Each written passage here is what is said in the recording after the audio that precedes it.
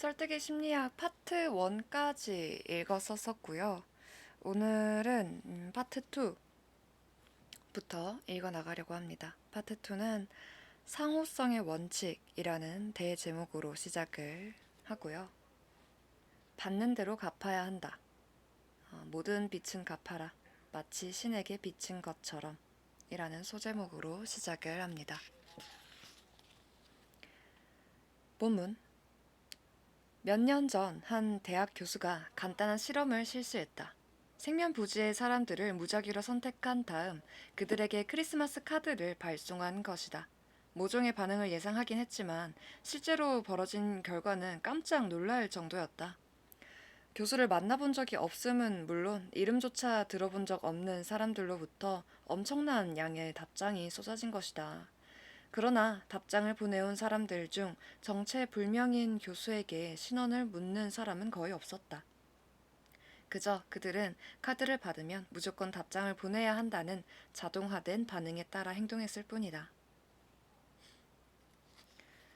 비록 실험 규모는 작았지만 이 연구는 가장 강력한 설득의 무기 중 하나인 상호성의 원칙이 작동하는 방식을 훌륭하게 보여준다. 상호성의 원칙에 따르면 우리는 다른 사람한테 뭔가를 받으면 그에 상응하는 보답을 해야 한다는 강박관념에 시달린다. 누군가 우리에게 호의를 베풀면 우리도 호의로 갚아야 한다. 누군가에게 생일 선물을 받으면 우리도 상대의 생일을 기억했다가 선물을 해야 하며 누군가 우리를 파티에 초대하면 우리도 파티를 열어 상대를 초대해야 한다. 상호성의 원칙은 타인의 호의나 선물, 초대 등이 미래에 우리가 갚아야 할 빚이라는 사실을 일깨워준다.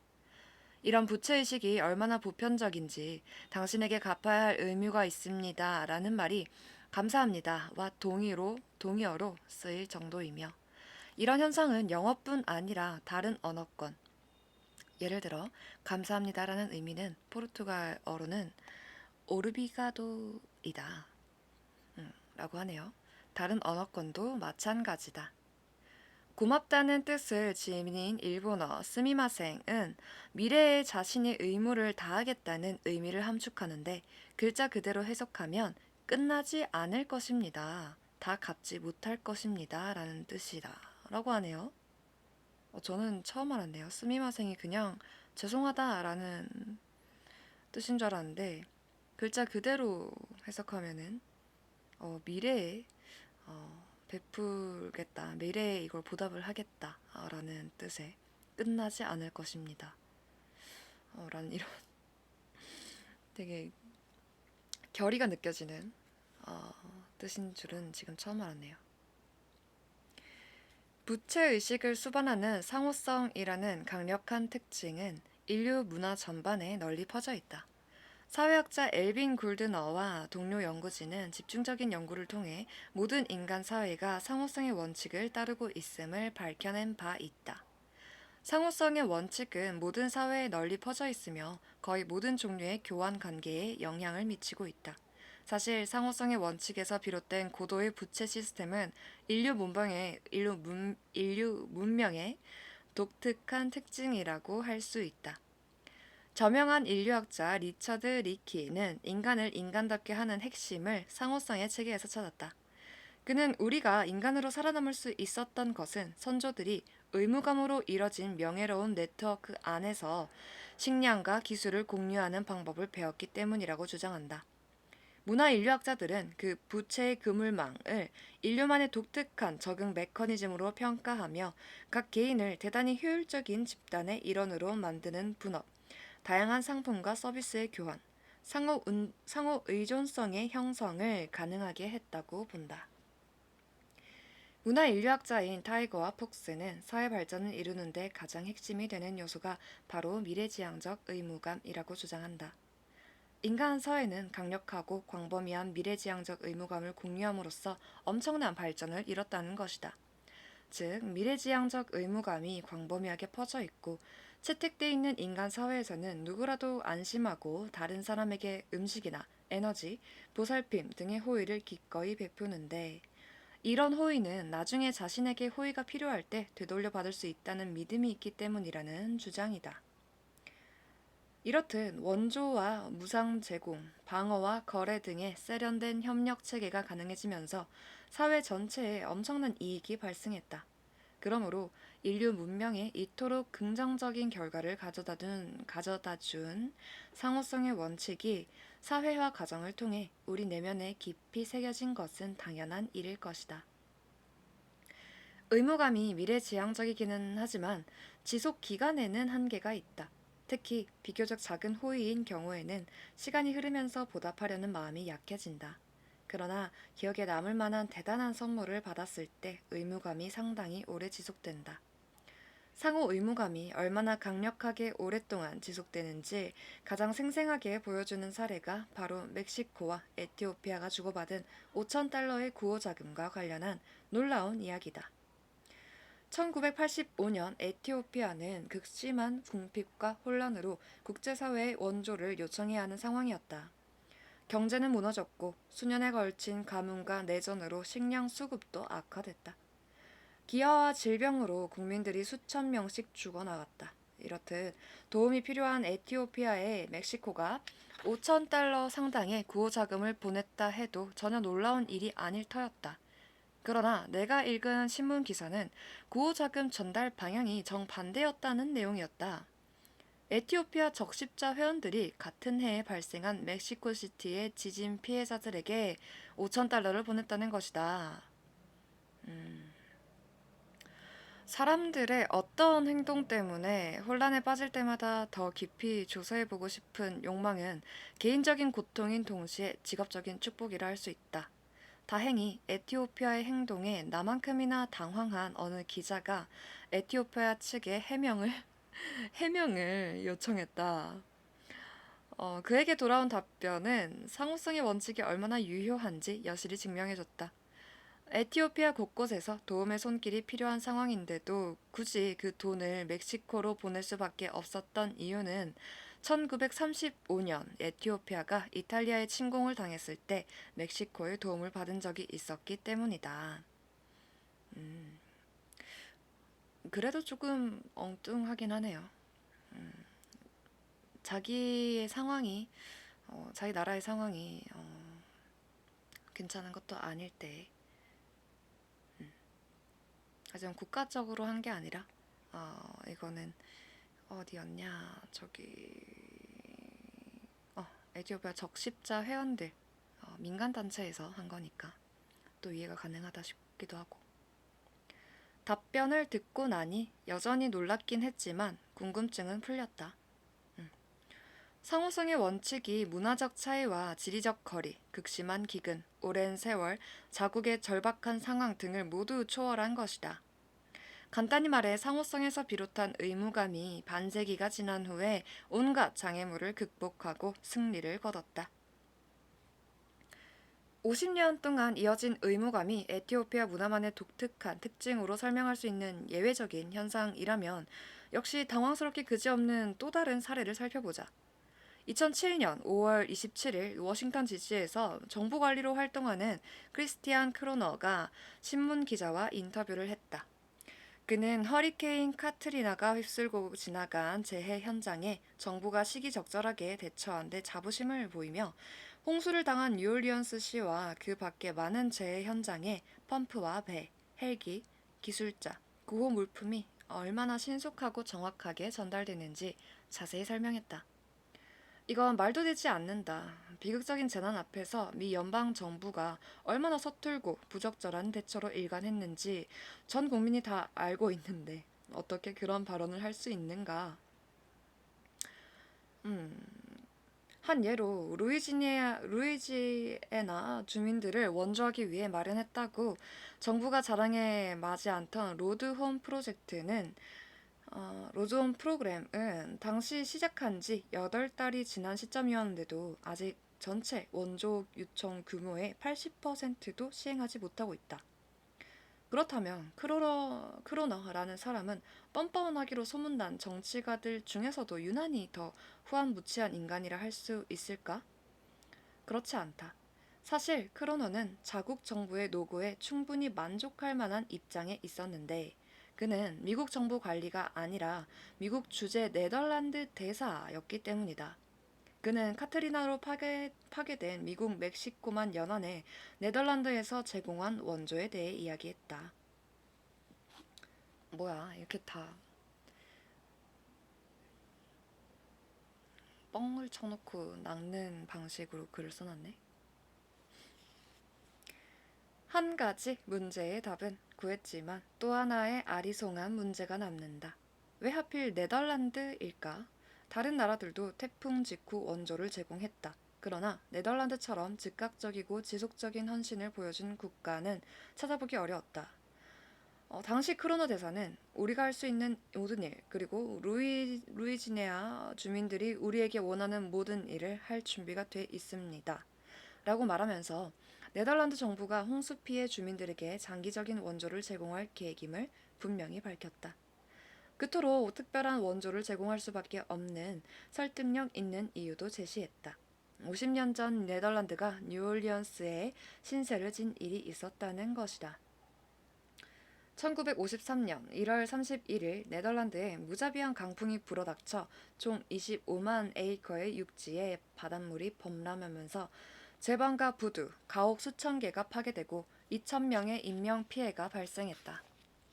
네덜란드 관리들은 곧 뉴올리언스 지방 정부에 원조와 기술 지원을 요청했고, 당시 뉴올리언스 정부의 지원으로 건설한 새로운 배수 시스템 덕분에 이후 유사한 홍수 피해를 예방할 수 있었다.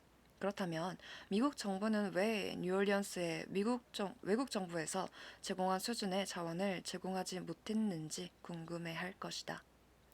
아마도 미국 정부는 뉴올리언스에 별로 신세진 일이 없었다고 생각했던 모양이다. 만약 그렇다면 미국 정부 관리들은 이제 뉴올리언스 주민들 역시 미국 정부에 대해 유권자, 자원봉사자, 기부자, 그리고 무엇보다 안타깝게도 준법 시민으로서 해야 할 의무가 별로 없다고 생각할 것을 예상해야 한다. 시인 W.H. 오든이 노래했듯이 우리는 모두 알고 있다. 어린 아이도 알만한 사실을. 악한 일을 당한 사람은 악한 일로 갚는다는 것을 말이다.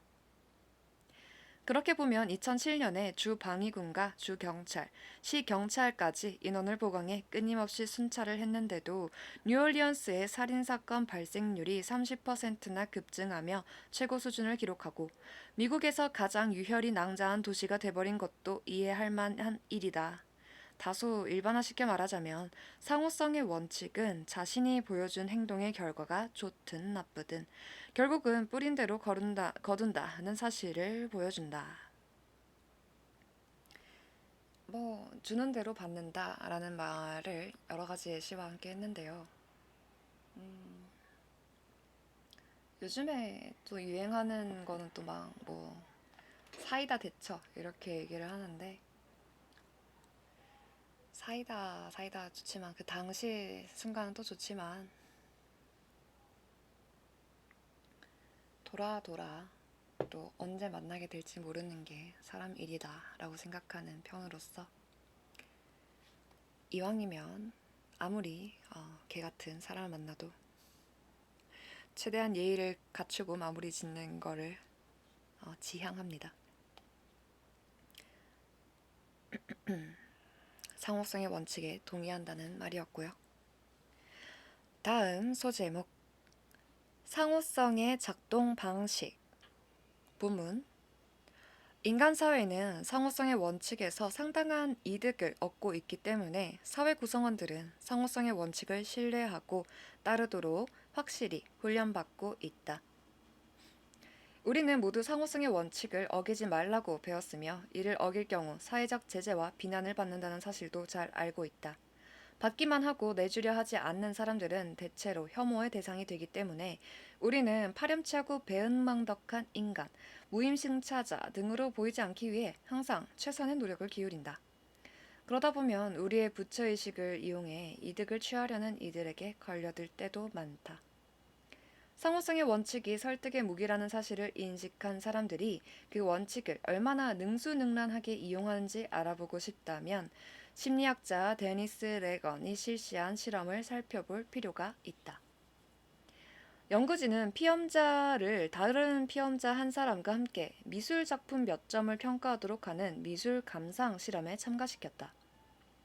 다른 한 피험자, 조라고 하자는 동료 피험자인 척했지만 사실 레건 박사의 조수였다. 실험은 두 가지 서로 다른 조건에서 진행됐다. 첫 번째 실험에서 조는 요청하지도 않은 작은 호의를 진짜 피험자에게 베풀었다.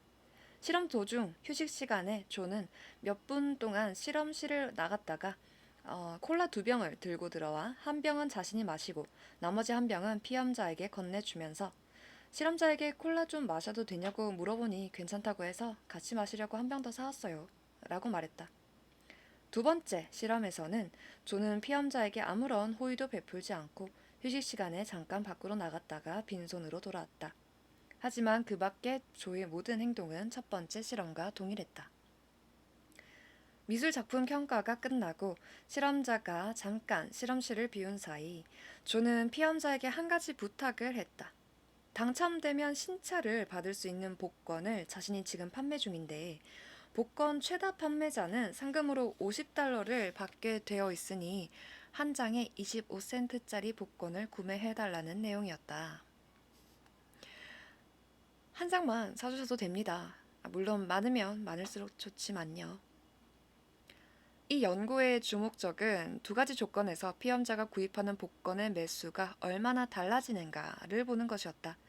조는 당연히 처음에 콜라를 건네며 호의를 베풀었던 피험자에게 더 많은 복권을 팔았다. 조에게 뭔가 신세를 졌다는 생각을 한 첫 번째 피험자들은 아무런 호의도 제공받지 못한 두 번째 피험자들보다 두 배나 많은 복권을 구매했다.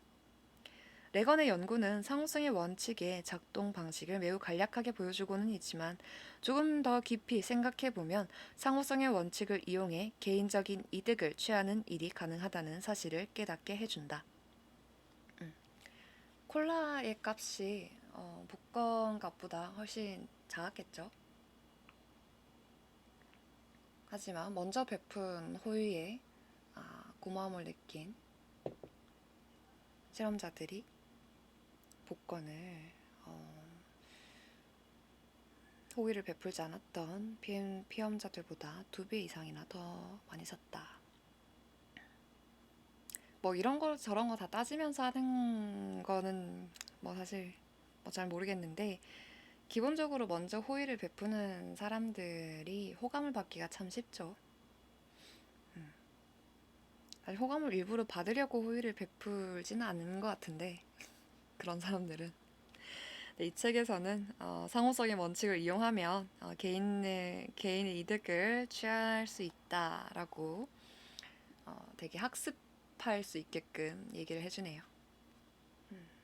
살면서 참고하시길 바라겠고요. 다음 소제목 압도적인 위력.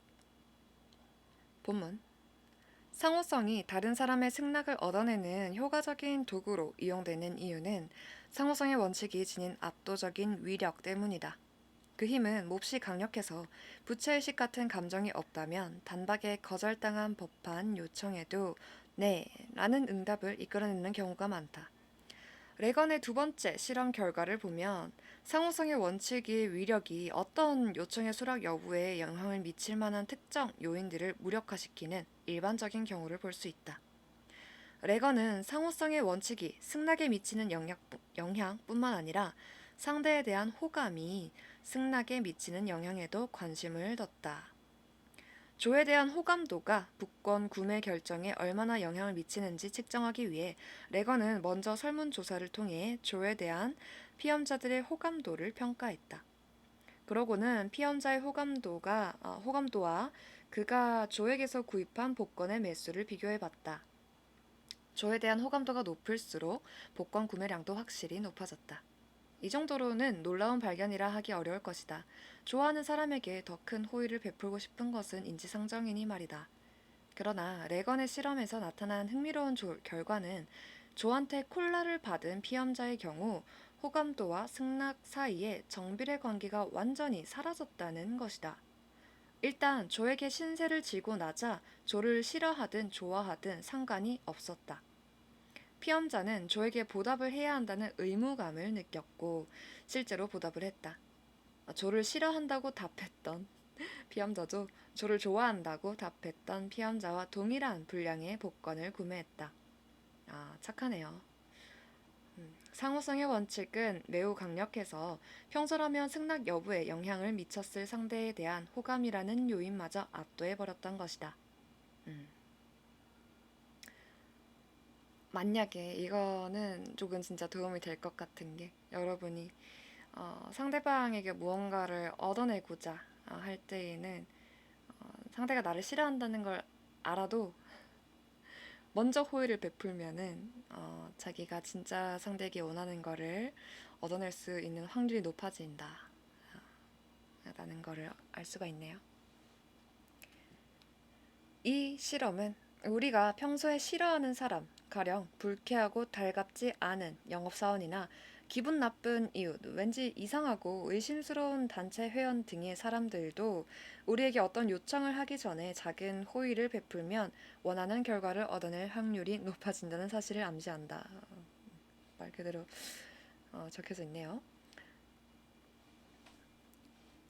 그렇기도 하고 약간 뭐 여기에 있는 기분 나쁜 이웃이라 하면 기분 나쁜 이유가 이제 그거죠.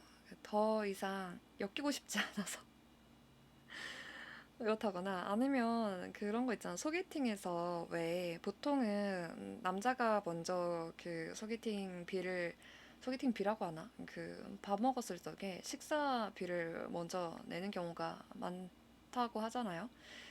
근데 굳이 그 여자 쪽에서 식사비를 내거나 이후에 카페를 가서도 이제 그거를 내면은 카페 비용도 내면은 아니, 다시는 보지 말자. 나 뭐 빚진 거 없고 내가 다 해결했으니까 다시는 보지 말자. 뭐 이런 의미라고도 한다고 하더라고요. 그런 의미가 아닐까 싶은데 실제로 벌어졌던 사건을 예로 들어보자. 하레 크리슈나 협회는 수백 년 전 인도 콜카타에서 발생한 동양 종교의 분파 중 하나다. 그런데 1970년대 들어 신자의 수뿐만 아니라 협회 재산이 엄청나게 늘었다. 이들은 다양한 활동을 통해 부를 축적했는데 그중 가장 눈길을 끈 방법은 협회 회원들이 공공장소에서 행인들을 대상으로 한 모금이었다. 미국 진출 초기에 협회가 사용한 모금 방식은 너무나 독특해서 한 번 본 사람은 절대 잊을 수 없을 정도였다. 머리를 삭발하고 헐렁한 벅복 차림에 다리엔 각반을 차고 손에는 염주와 종을 든 크리슈나의 열성 신도들은 한 목소리로 박자에 맞춰 노래를 부르며 거리에서 모금을 했다. 이런 방식은 행인들의 관심을 끄는데 매우 효과적이었을지 몰라도 모금에는 성과가 없었다. 최대한 좋게 표현해도 평범한 미국인들은 크리슈나를 이상한 사람들로 여겼고 그런 단체에 기부금을 내려 하지 않았다. 협회 측도 대중을 그런 식으로 상대하는 것은 무리라는 점을 금방 알아차렸다. 사람들은 협회 회원들의 외모와 옷차림, 행동 방식 등을 좋아하지 않았다. 평범한 기업이었다면 해법은 간단했을 것이다. 대중이 싫어하는 것들을 바꾸면 된다. 그러나 크리슈나 협회는 종교단체이므로 회원들의 외모, 옷차림, 행동 방식 등은 일정 부분 종교적 요소와 관련이 있었다. 종교적 요소들은 세속적인 평가에 쉽게 좌지우지 될 수 없기 때문에 크리슈나 지도부는 딜레마에 빠지고 말았다. 한쪽에는 종교적 의미가 있는 의상과 헤어스타일의 문제가, 다른 한쪽에는 그런 외모에 부정적인 감정을 느끼는 미국 대중의 문제가 조직의 재정적 안정을 위협했던 것이다. 적절한 대처 방법은 무엇이었을까? 크리슈나의 해결책은 기발했다. 행인들이 모금을 요청하는 협회 회원들에게 호감을 가질 필요가 없는 모금 방식을 도입했던 것이다. 무엇일까요? 진짜 궁금하네. 협회는 레건의 연구에서 밝혀졌듯이 상대방에 대한 비호감마저 압도할 수 있는 상호성의 원칙을 도입한 모금 방식을 사용했다. 보행자의 통행이 많은 공공장소, 특히 공항을 선호했다. 에서 기부를 요청하는 방식에는 변함이 없었지만 요청을 하기 전에 목표 대상에게 선물, 주로 책, 되게 바가바드 기타라고 하네요. 책이나 협회의 정기 간행물인 백투 가테드, 그리고 비용 대비 효과가 가장 큰 꽃 한 송이 등을 나눠준 점이 달랐다. 꽃은 진짜 좋네요. 회원들은 무방비 상태로 지나가던 행인 앞에 갑자기 등장해 꽃 한 송이를 손에 쥐어주거나 옷깃에 꽂아줬다. 상대방이 극구 사양하면 아닙니다. 저희가 드리는 선물입니다. 라고 말하며 절대로 꽃을 돌려받지 않았다. 회원들은 이런 식으로 먼저 상호성의 원칙이 위력을 발휘하는 상황을 조성한 다음 모금을 요청하곤 했다. 먼저 베풀고 나중에 얻어내는 하레 카리슈나 협회의 전략은 엄청난 성공을 거뒀고 덕분에 협회는 대규모 기금 조성은 물론 미국 전역과 해외에 걸쳐 사원과 사업체, 주택, 센터, 321 시설 등을 소유하게 됐다. 이 표현 좋네요. 먼저 베풀고 나중에 얻어내는. 약간 그게 갑자기 생각이 나요. 다른 내용인데 일단 저지르고 나중에 용서를 구하는 게 쉽다. 라는 문장이 갑자기 생각이 나지만 전혀 다른 내용이고요. 먼저 베풀고 나중에 얻어내는 사례 재밌게 읽어봤네요. 크리슈나가 상호성의 원칙에서 더 이상 효과를 얻지 못하게 된 것은 원칙 자체의 사회적 영향력이 약해졌기 때문이 아니라 크리슈나가 그 원칙을 적용하기 전에 피하는 방법을 사람들이 찾아냈기 때문이다. 한 번이라도 크리슈나의 희생양이 된 적 있는 여행객들은 공항이나 기차역 등지에서 법복을 걸친 크리슈나 협회 모금원들을 최대한 경계하면서 선물 받을 가능성을 미리 차단했다. 결국 크리슈나의 재정 상태는 다시 극도로 악화됐다. 북미에서만 30%의 사원이 재정 문제로 문을 닫았고 남아있는 사원에서 일하는 추종자도 5,000명에서 800명 정도로 급감했다. 다른 단체들도 작은 선물을 이용하면 평소라면 어림없을 행동을 유도할 수 있음을 알아차렸다. 설문조사원들은 설문지를 발송할 때 소액 현금, 가로 열고 1달러나 1달러 은하나 5달러 수표 등을 선물로 넣어 보내면 동일한 금액을 설문 응답 이후 보답으로 제공하는 경우보다 설문 응답 확률이 눈에 띄게 높아진다는 사실을 발견했다. 이러면은 설문의 내용을 사는 거네요. 이거는. 한 예로 어느 연구에서는 보험 관련 설문지에 5달러짜리 수표를 선물로 동봉해 보낼 경우 설문 응답 후 보답으로 50달러를 지급하는 경우보다 더 2배나 높은 효과를 얻었다. 식당 종업원들 역시 손님들에게 영수증과 함께 사탕이나 껌 등을 제공하는 것만으로도 더 많은 팁을 받을 수 있었다. 판매 사원들도 뭔가 선물을 받은 고객들이 평소라면 거절했을 제품과 서비스를 기꺼이 구매하려는 경향을 보인다는 사실을 발견했다. 이런 기브 앤 테이크의 사회적 상호작용을 사람들은 매우 어린 시절부터 인지하고 있는 듯하다. 어느 초등학교 5학년 영어 선생님이 학생들을 상대로 과거, 현재, 미래 시제의 올바른 사용법에 대해 시험을 치른 일화를 보내줬다. 나는 준다의 미래형은 무엇인가? 라는 질문에 사업가 기질이 넘치는 한 학생이 나는 받는다 라고 답했다는 내용이었다. 문법 규칙은 몰라도 사회적 규칙만큼은 정확히 알고 있는 학생이었다. 원래 이 선생님이 의도한 답은 나는 줄 것이다 인 건데 훨씬 더 사회적 규칙의 본질을 알고 있는 한 학생의 답이 정말 인상 깊네요. 나는 준다의 미래형은 나는 받는다. 지금 한 30분, 딱 30분 됐네요.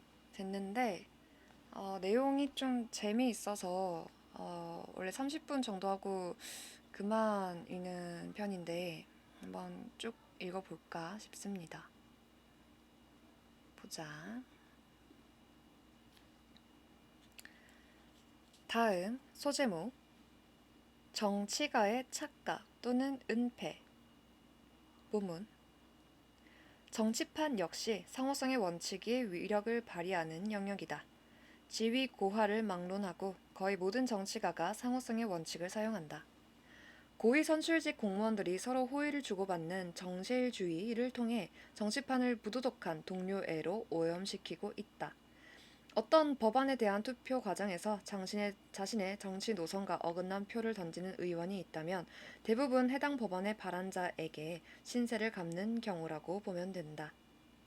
집권 초기에 린든 존슨 대통령이 추진하는 법안들이 전혀 무리 없이 의회에서 통과되는 모습을 보고 많은 정치 분석가들이 깜짝 놀랐다. 해당 법안을 결사 반대할 거라고 생각했던 의원들까지 찬성표를 던졌기 때문이다. 정치학자들은 면밀한 조사를 바탕으로 그 이유가 존슨의 뛰어난 정치 역량이라기보다는 오랜 세월 상하원 의원으로 활동하면서 동료 의원들에게 베푼 수많은 호의 때문이었음을 밝혀냈다. 대통령이 된 존슨은 그간 베푼 호의들을 회수함으로써 단기간에 방대한 법안을 통과시킬 수 있었다. 지미 카터 대통령이 집권 초기에 민주당이 상하 양원의 다수당인 상황에서도 자신이 추진한 법안들을 의회에서 통과시키지 못하고 고전했던 원인도 이와 관련이 있다. 지미 카터는 기존 정당 정치의 아웃사이더였다. 대선 캠페인 중에도 워싱턴 외부 인사로서의 정체성을 강조하며 워싱턴에 갚을 것이 전혀 없다고 주장했다. 그러나 대통령 취임 후 입법 활동에 어려움을 겪은 가장 큰 이유는 갚을 것이 없는 대신 받을 것도 없다는 점 때문이었다. 빌 클린턴이 초선 대통령 시절에 입법 활동에 고전했던 것도 같은 이유였다. 좋게 말하면 호의를 베푸는 거라고 하고 정치적인 부분은 법안을 세울 때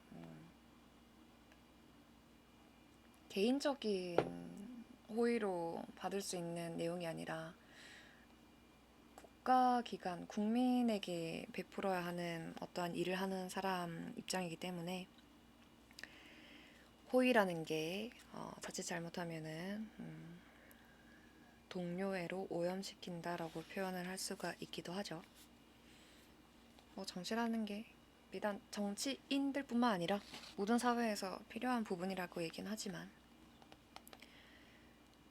기업과 개인이 사법 및 입법 공무원들에게 각종 선물과 호의를 제공하는 한편 일련의 법정 규정에서 그런 선물과 호의를 규제하고 있다는 점 또한 상호성의 원칙이 얼마나 강력한지 보여주는 예라 할 수 있다. 선호하는 후보를 지원하는 합법적인 후원금 명목 아래에는 부채의식을 비축하려는 의도가 숨어 있다. 주요 선거에서 유력 후보 2명의 선거 운동을 모두 지원하는 기업이나 단체들을 보면 이런 동기를 금방 파악할 수 있다. 후원자들이 기대하는 기브앤테이크의 직접적인 증거를 원한다면 선거운동 자금 개혁과 관련한 의회 청문회에서 사업가 로저 탐라즈의 뻔뻔스러운 자백을 들어보면 된다. 30만 달러의 후원금에 대해 적당한 보상을 받았다고 생각하니 나는 질문에 그는 웃으며 대답했다. 다음번에는 60만 달러를 기부할 생각입니다. 정치권에서 이런 수준의 솔직한 고백은 찾아보기 어렵다. 대부분의 경우 주는 사람이나 받는 사람 모두 한 목소리로 후원금이나 무료 여행, 슈퍼볼 티켓 등이 건전하고 양심적인 정부 공무원들의 견해에 절대 영향을 미치지 않는다고 주장한다. 한 로비단체 대표는 정무 공무원들은 자기 분야에서 가장 똑똑하고 성숙하며 세련된 사람들이고 대부분 훈련을 통해 분별력과 비판력, 조심성을 겸비하고 있어서 전혀 우려할 필요가 없다고 주장한다. 물론 정치가들도 같은 의견이다. 다른 사람들은 몰라도 자신들만은 그런 의무감으로부터 철저히 자유롭다고 주장하는 정치가가 많다. 우리 주 출신인 어느 의원은 자신은 어떤 선물을 받든지 모든 사람을 공평하게 대한다고 확언하면서 의심의 여지를 남기지 않았다. 이런 주장을 들으면 나는 과학자로서 웃음을 참을 수 없다. 이 문제에 대해서는 건전하고 양심적인 과학자들이 더 잘 알고 있다. 이유는 이 자기 분야에서 가장 똑똑하고 성숙하며 세련된 과학자들이 상호성의 원칙에 누구 못지않게 영향을 받는다는 사실을 직접 확인했기 때문이다. 심장병 치료약의 한 종류인 칼슘 통로 차단제, 칼슘 통로 차단제의 안전성 여부를 둘러싼 의학 논쟁을 예로 들어보자.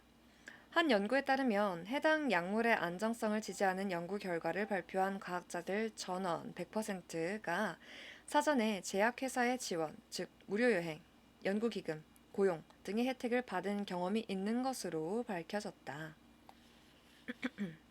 반면 해당 약물에 대해 부정적인 의견을 발표한 과학자들 중에 사전 지원을 받은 경우는 37%에 지나지 않았다. 훈련을 통해 분별력과 비판력, 조심성을 겸비하고 있는 과학자들이 끈질긴 상호 교환의 유혹에 흔들린다면 정치가들 역시 마찬가지라고 예상할 수 있다. 아마도 이 예상이 옳을 것이다. 예를 들어 2022년 총선 기간 동안 6가지 핵심 사안에 대해 이익 집단의 자금 지원을 가장 많이 받은 미국 의회 의원들은 조사한 AP 통신 보도에 따르면 이들은 선거 운동에 가장 많은 자금을 지원한 집단의 이익에 부합하는 법안에 찬성표를 던질 확률이 7배나 높았다. 실제 그 이익 집단은 83%에 달하는 법안 통과율을 보였다. 선출직 및 임명직 공무원들은 종종 자신은 모든 국민에게 적용되는 규칙, 예를 들어 주차 규정 등에 영향을 받지 않는다고 확신하는 경향이 있다. 그러나 상호성의 원칙에 관련해서 이런 오만함을 보였다가는 비웃음을 사는 정도가 아니라 심각한 위험을 초래할 것이다. 모두가 나는 깨끗하다, 나는 그런 어떠한 정치에 휘둘리지 않는다 라고 말하기에는 무리가 있다라는 말을 하고 있죠. 그래서 요즘에는 AI는 항상 대체돼야 하는 제1직군이 판사다라고 얘기를 하더라고요. 자, 다음 소제목 공짜 샘플은 없다. 본문 상호성의 원칙은 판촉 분야에서도 찾아볼 수 있다. 수많은 예가 있지만 먼저 몇 가지 잘 알려진 사례만 살펴보자. 공짜 샘플은 오랜 역사를 자랑하는 효과적인 마케팅 기술 중 하나다.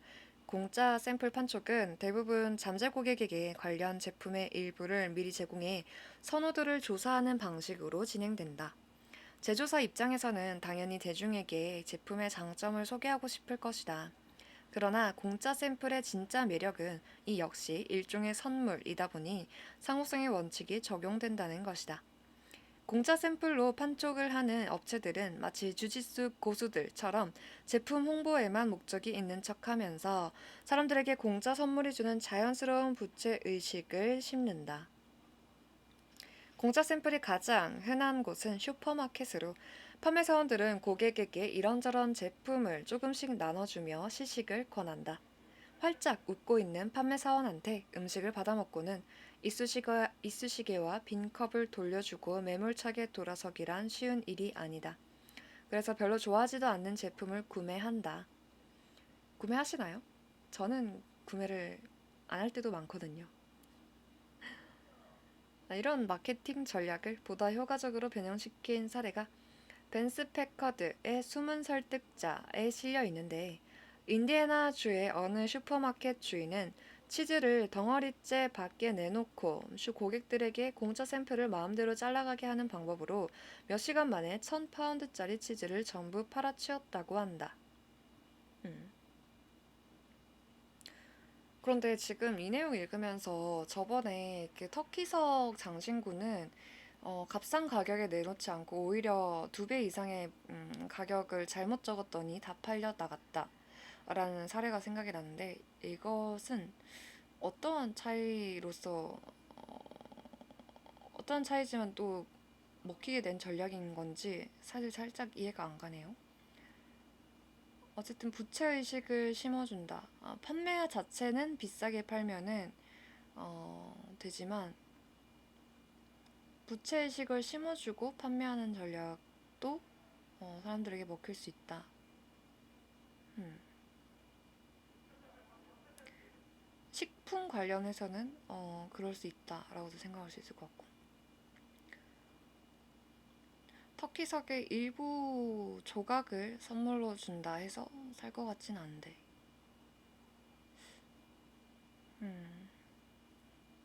의문이 드네요.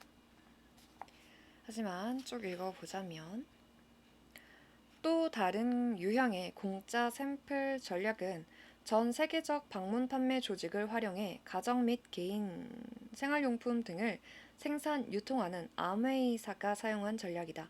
작은 지하실 공장에서 출발해 연매출 15억 달러의 대기업으로 성장한 아메이사는 벅이라는 도구로 공짜 샘플을 제공했다.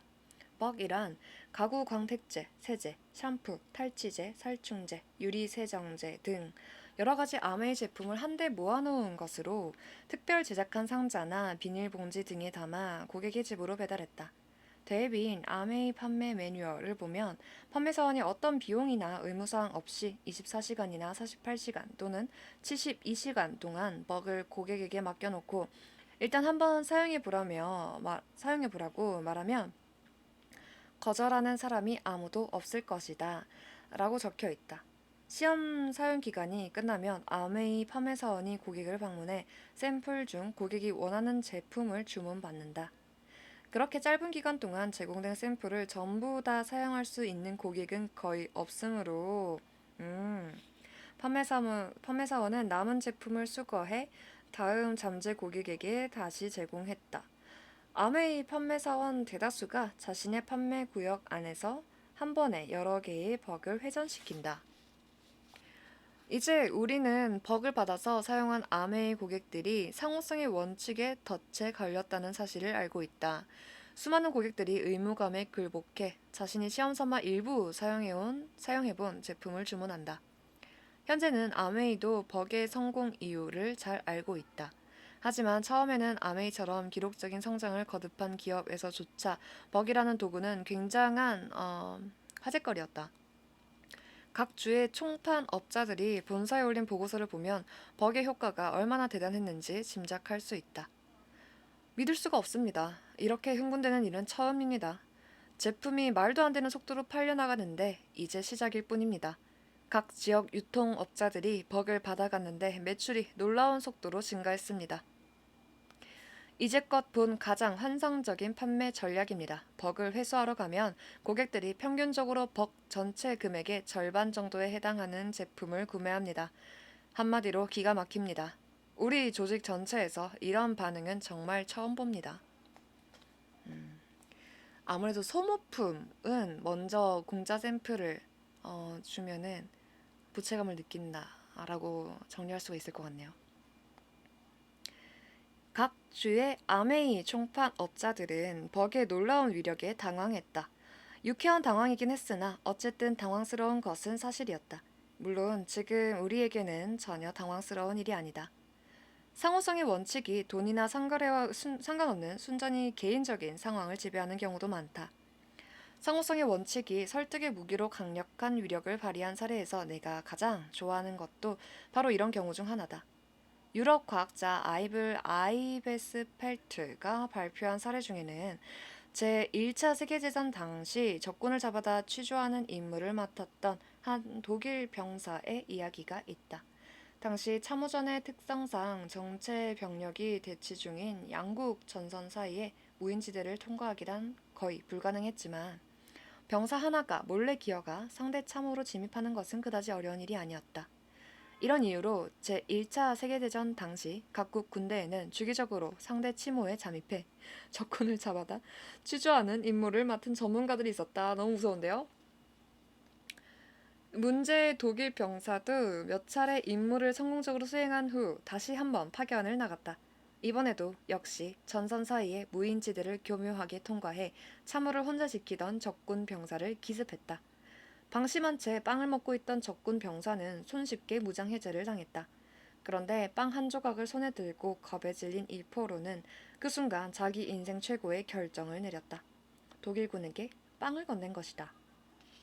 이 선물에 큰 감동을 받은 독일군은 자신의 임무를 완수하지 못했다. 빵 하나에? 자신에게 호의를 베푼 적군을 참호에 남겨둔 채 빈손으로 무인지대를 건너 자국 진영으로 돌아왔다. 물론 상관의 불호령을 피할 수 없었을 것이다. 너무너무 각박하고 너무너무 삭막했나 보다. 빵 하나에 이렇게 마음이 여려지다니.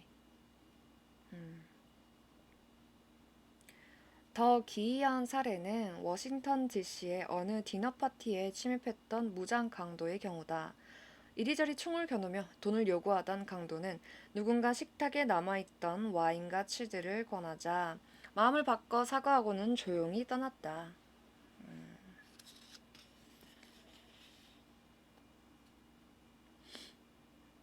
상호성의 위력과 관련해 매우 흥미진진한 또 하나의 사례는 포로로 잡힐 뻔한 군인처럼 선물을 주는 행동을 통해서가 아니라 선물 및 선물에 따르는 강력한 의무감을 거절함으로써 자기 목숨을 구한 여성의 이야기다. 1978년 11월 가이아나 존스타운의 교주 짐 존스 목사는 마을 주민 모두에게 집단 자살을 명령했다. 대부분의 주민들이 순순히 독이 든 음료를 받아 마시고 죽었다. 이건 무슨 사건이죠, 도대체? 정말 교주다운 명령을 했고 또 주민들은 참 순순하네요. 그러나 다이앤 루이라는 여성만 존스의 명령을 거역하고 존스타운을 탈출해 정글로 도망쳤다.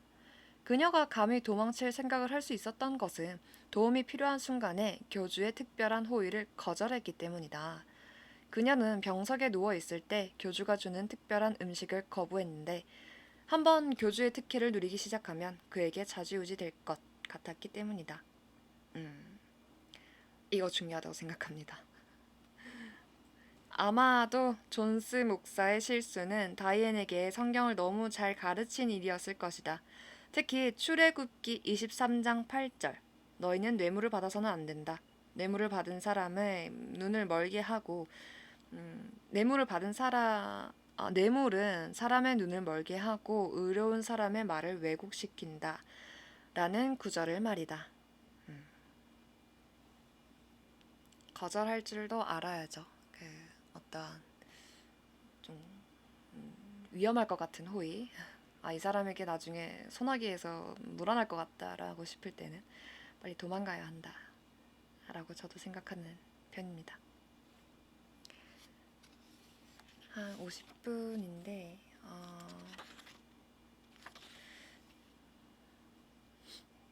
다음 소제목까지 읽고 마무리해보도록 할게요. 다음 소제목은 원치 않는 호의도 갚아야 한다 라는 내용입니다. 본문 앞에서 우리는 상호성의 원칙에 따르면 아무리 이상하고 불쾌하고 달갑지 않은 사람이라도 호의를 먼저 베풀 경우 상대의 승낙을 받아낼 확률이 눈에 띄게 높아진다는 사실을 알았다. 상호성의 원칙에는 그 막강한 위력 외에도 이런 현상을 가능하게 하는 또 다른 측면이 있다. 원치 않는 호의를 받았을 때도 부채의식이 촉발된다는 점이다. 상호성의 원칙은 상대에게 받은 대로 돌려줘야 한다는 것이다. 자신이 원해서 요청한 것을 제공받았을 때에만 부채의식이 생기는 것은 아니라는 뜻이다. 미국 상위군인협회의 보고에 따르면 단순한 기부금 요청 편지에 대한 응답률은 18% 정도라고 한다. 그런데 편지와 함께 상대가 부탁하지도 않은 선물, 예를 들어 접착제를 바른 주소 라벨. 이게 무슨 선물이죠? 접착제를 바른 주소 라벨이요? 상대가 부탁하지도 않은 선물을 동봉해 보내자 성공 확률이 거의 2배나 치솟아 35%에 달했다. 물론 자신이 원해서 부탁한 호의를 제공받았을 경우엔 보답해야 한다는 의무감이 더 강하게 들 것이다. 그렇지만 먼저 요청했을 경우에만 부채의식을 느끼는 것은 아니다. 음. 상호성의 원칙의 사회적 목적을 잠시 생각해보면 왜 이런 현상이 벌어지는지 이해할 수 있다. 상호성 원칙의 성립 목적은 사람들 사이의 호혜적인 관계의 발전을 촉진해 누군가의 손실에 대한 두려움 없이 호혜적 관계를 시작할 수 있도록 하는 것이다. 상호성의 원칙의 목적이 그러하다면 상대방의 요청 없이도 제공하는 첫 번째 호의에도 부채의식을 불어일으킬 능력이 있어야 한다. 또한 호혜적인 관계는 그런 관계를 조장하는 사회에 상당한 이익이므로 사회는 상호성의 원칙을 제대로 작동시키려는 강한 압력이 존재한다. 이에 따라 저명한 프랑스 인류학자 마르셀 모스가 선물 교환과 관련해 인류 문화에 존재하는 사회적 압력을 설명하면서 세상에는 줄 의무와 받을 의무, 갚을 의무가 있다고 한 것을 이해할 수 있다. 갚을 의무가 상호성의 원칙의 핵심이라면 받을 의무는 상호성의 원칙을 이용해 부당 이득을 취하는 것을 가능하게 한다. 받을 의무가 있기 때문에 자신이 빚을 지고 싶은 사람만 선택해 빚을 질 수 없다. 결국 호혜적 관계의 주도권은 남의 손으로 넘어가게 된다. 이 과정을 알아보기 위해 앞에서 설명했던 사례들을 다시 살펴보자. 첫째, 레건의 연구에서 조가 제공한 콜라를 받아 마신 피험자는 조가 판매하는 독권을 2배나 많이 구입했지만 그 콜라는 애초에 피험자가 원하는 것이 아니었다. 조는 자발적으로 실험실을 나가 자신이 마실 콜라와 피험자에게 줄 콜라를 사들고 돌아왔다. 그러나 피험자는 콜라를 거절하지 않았다. 조의 호의를 거절하는 일이 왜 곤란했는지는 쉽게 알 수 있다. 첫째, 조는 콜라 구입에 이미 돈을 썼다. 둘째, 실험이 잠시 중단돼 조 자신이 콜라 한 병을 마시며 쉬는 상황에서 동료 피험자에게 콜라 한 병을 권하는 것은 매우 적절한 호의였다. 중요하죠. 적절한 호의. 셋째, 그런 상황에서 피험자가 조의 배려를 거절한다면 무례하게 보일 수도 있다. 그런 이유로 콜라를 받아 마신 피험자는 조에게 부채의식이 생겼고, 조가 복권 구매를 부탁하는 순간 이 부채의식은 더욱 분명해졌다. 여기서 나타난 불균형에 주목해야 한다. 사실 이 실험에서 자유로운 선택은 전부 조의 몫이었다. 맨 처음 제공한 호의의 형태도 이후 보답의 형태도 조가 선택했다. 물론 피험자에게 조의 제안을 모두 거부할 선택권이 있었던 것 아니냐고 반문할 수 있겠지만 그런 선택은 쉽지 않았을 것이다. 어느 쪽 제안이든 거절을 펴려면 피험자는 상호성의 원칙을 지지하는 문화적 압력에 맞서야 했을 테니 말이다.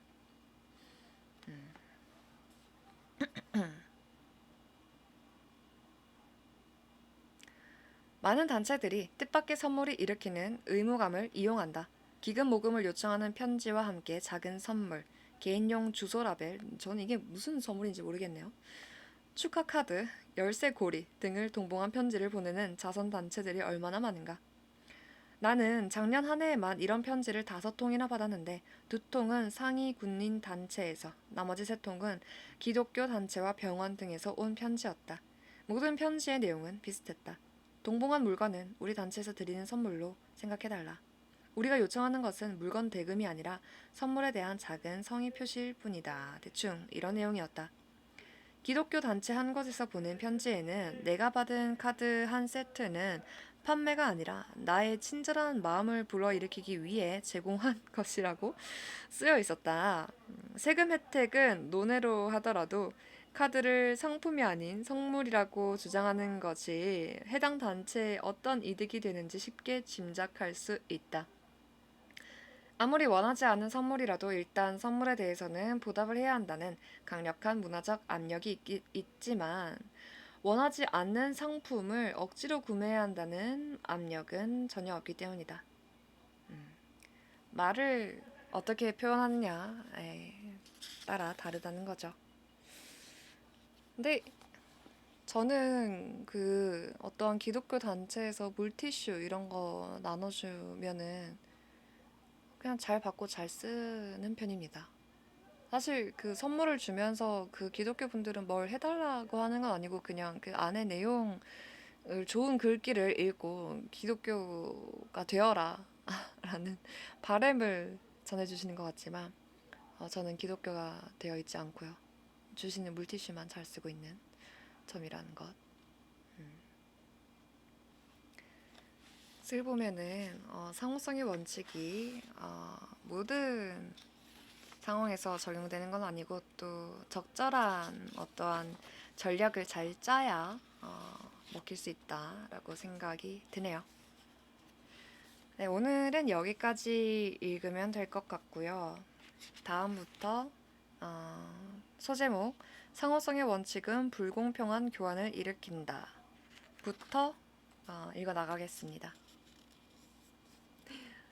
조용히 들어주시는 님들 감사하고요. 오늘 하루도 마무리 잘 하시길 바랄게요. 다들 잘 자요.